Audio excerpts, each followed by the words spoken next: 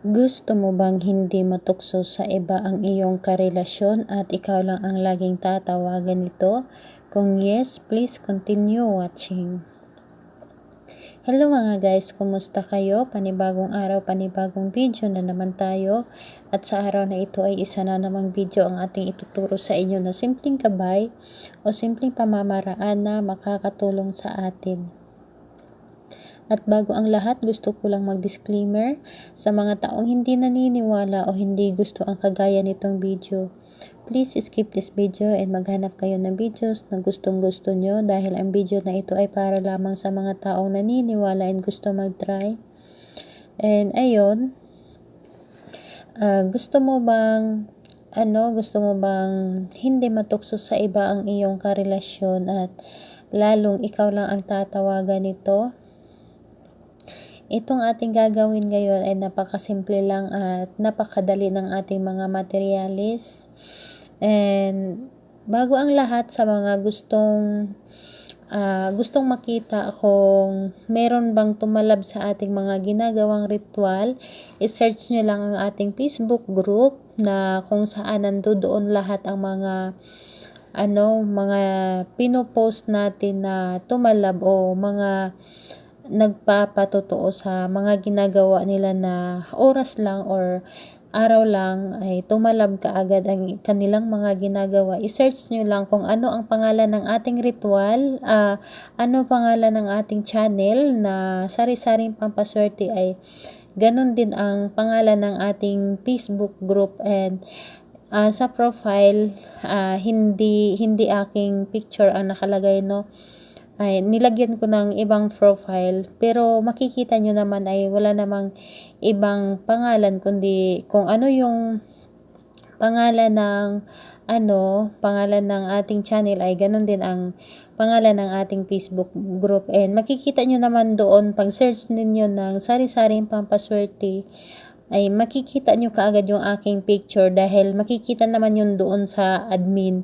Makikita ninyo kaagad dahil yung profile na nandito sa channel ko ay ganun din ang profile sa aking Facebook, kaya ang bilis ninyo akong makita at mabilis ninyo makita ang ating Facebook group. Basta i-search nyo lang ang sari-saring pampaswerte, same lang sa pangalan ng ating channel at yung Facebook group natin, at doon niyo makikita lahat ng mga post na lahat ay nagkakatotoo ang kanilang mga ginagawa.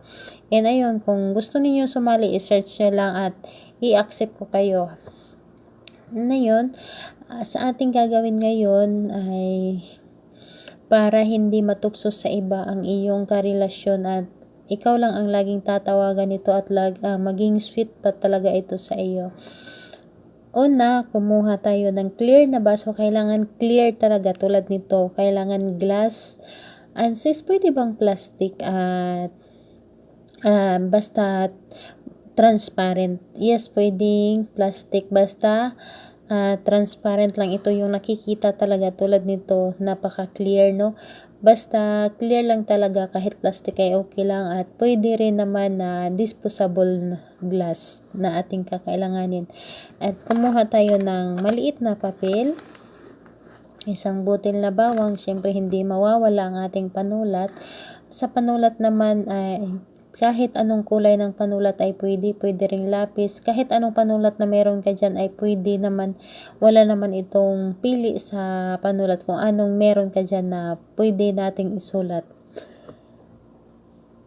Ngayon, bago natin ito gagawin, sa mga nagtatanong sa akin, nagmi-message sa akin, bakit daw ang tagal na tumalab yung sa kanila o hindi pa tumalab.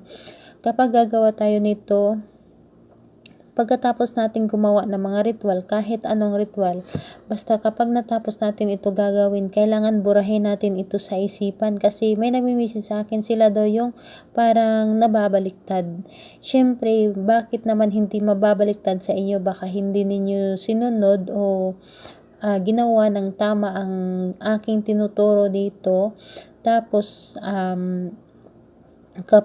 tapos ginawa ninyo, iniisip ninyo palagi, dapat kapag gagawa kayo ng ritual, burahin nyo talaga ito sa inyong isipan. Huwag ninyong i-force na gumawa kayo ngayon ay agad-agad na parang pino-force ninyo ang ritual na agad-agad kontakin kayo o tumalab. Huwag ganon, dahil nananadya ang ating ritual the way na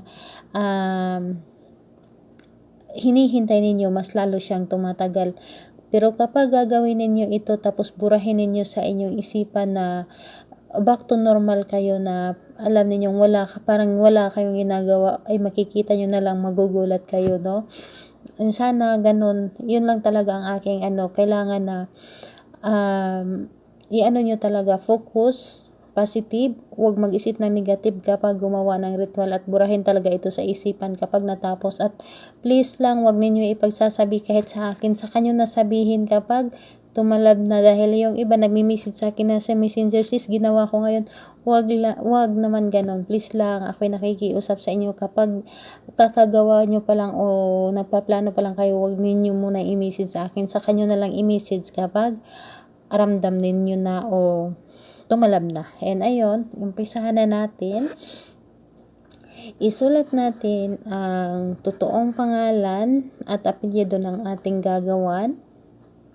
Kailangan totoo talaga, hindi pwede yung tawagan nyo lang.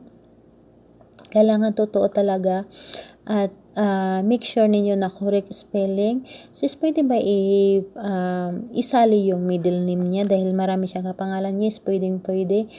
At sis, pwede ba ito sa foreigner? Dahil maraming nagtatanong sa akin. Yes, pwede ninyo ito gawin sa inyong mga karelasyon na foreigner. At sis, pwede ba ito sa LDR? Yes, pwede ito. Ang ating ginawa ay para ito sa mga LDR at magkalapit lang at magkasama lang, para hindi ito matutokso sa iba. And ayun, isulat natin ng 7 beses ang pangalan at apelyido ng taong ating gagawan. Kailangan totoo talaga ng 7 beses. Yan, 7 beses ko yan sinulat, at tupiin natin ito ng 3 beses rin. Ayan, kailangan ang pagtupi ay papasok talaga sa atin, galing sa kanyang apelyido papunta sa atin, galing sa kanyang apelyido pa ganon. Tutupiin natin ito ng 3 beses lang. 2, 3. Ayan. Pagkatapos nito ay ilagay natin ito sa ilalim o sa loob ng baso. At ilagay mo din itong ating bawang sa loob ng baso. Ang ating baso ay itapat mo sa iyong bibig or sa iyong baba. Sambitin mo ang kanyang pangalan ng 7 beses. Pangalan ng taong inyong ginawan ng 7 beses. Pangalan niya, apelyido, 1. Pangalan niya, apelyido, 2. Pangalan niya, apelyido, 3. Tapusin mo muna ang pagsambit ng 7 beses ng kanyang pangalan. Again, tapusin muna ng 7 beses ang pagsambit ng kanyang pangalan sa loob ng baso. Saka mo hilingin mo na sa pamamagitan nito ang aking asawa or ang aking boyfriend na hindi siya matutokso sa iba, at lagi niya akong tatawagan at ako lang ang lagi niyang nasa isip, at hindi ito magawang tumingin pa sa iba kahit anong gwapo man ito at kahit anong sexy man ito. Hilingin nyo na lahat-lahat ang gusto ninyong mangyari dito, dahil ang ating baso ay makapangyarihan ang ating baso, lalong-lalo na kapag glass itong baso natin. Hilingin mo na dito lahat, nasa pamamagitan nito. Yun nga ay 7 beses na ulit-ulitin mo, isambitin mo na ang pangalan at apelyido, saka ang hilik. Nahilingin mo na hindi ito matutokso sa iba. Ako lang ang laging tatawagan at laging sweet ito sa akin, at lalo pa itong mapamahal sa akin, o ako lang ang mamahalin. Lahat-lahat na ang gusto mong hilingin dito, ang gusto mong maganap ay hilingin mo na dito, para kailangan galing sa ating puso ang ating pag-wish para mabilis itong matupad. At pagkatapos niyan ay itaob mo. Halimbawa, ito yung ating kaliwang palad. Ito ang ating kaliwang palad. Itaob mo dito. Ganunin mo. Mag-count ka ng ng 7 seconds lang. Mag-count ka ng 7 seconds, and habang nagka-count ka ng 7 seconds, iisipin mo siya, i-visualize mo siya sa iyong isipan na ang kanyang mukha. Isipin mo siya. At pagkatapos ng 7 seconds, kailangan ganito talaga ang iyong kamay, ganito talaga. At pagkatapos niyan, ilagay ninyo ito sa ilalim ng inyong, sa ibabaw ng inyong mesa, or kung saan pwedeng mataas na bahagi na ilagay mo ito doon na nakataob. Ilagay mo ito doon na nakataob. Kailangan kapag nakalagay ay yung maano talaga na hindi kailangan nakataob siya talaga, yung tulad nito ay nakataob siya. Nakataob lang siya doon sa inyong lalagyan, basta't sa ibabaw lang ito na bahagi. At please lang, wag ninyo itong ipagsasabi, at ingatan ninyo na walang makakakita. And iyon na nga, burahin ninyo ito sa inyong isipan kapag nagawa ninyo ito. Wag ninyo itong laging iisipin, at wag ninyong hintayin, at dahil nananadya at kusa itong tatalab at kayo mismo ang makakaramdam nito. Insis, kailan ba natin ito gagawin? Gagawin natin ito ng Tuesday or Friday. Pwede rin naman sa ibang araw, basta magsuot ka lang ng pulang damit sa pang-itaas. And sis, kailan ba natin ito kukunin? Kukunin lang natin ito kapag ramdam mo na tumalab na ang iyong ginawa, o ramdam mo na lagi ka na niyang tinatawagan, o nagiging sweet siya sa iyo, o hindi na natutokso. Kumbaga, ikaw mismo nakakaramdam na may pagbabago sa inyong dalawa, o may pagbabago kung paano kanya itrato. And ayun lamang po, kung may mga katanungan kayo, kung meron man kayong hindi naintindihan dito, mag-comment lang kayo sa baba para ma-replyan ko kayo. At kung may suggest or may mga request kayo, paki-comment rin sa baba para ma-replyan ko kayo. And don't forget to subscribe to my channel. Mag-iingat kayong lahat. Bye bye everyone. God bless.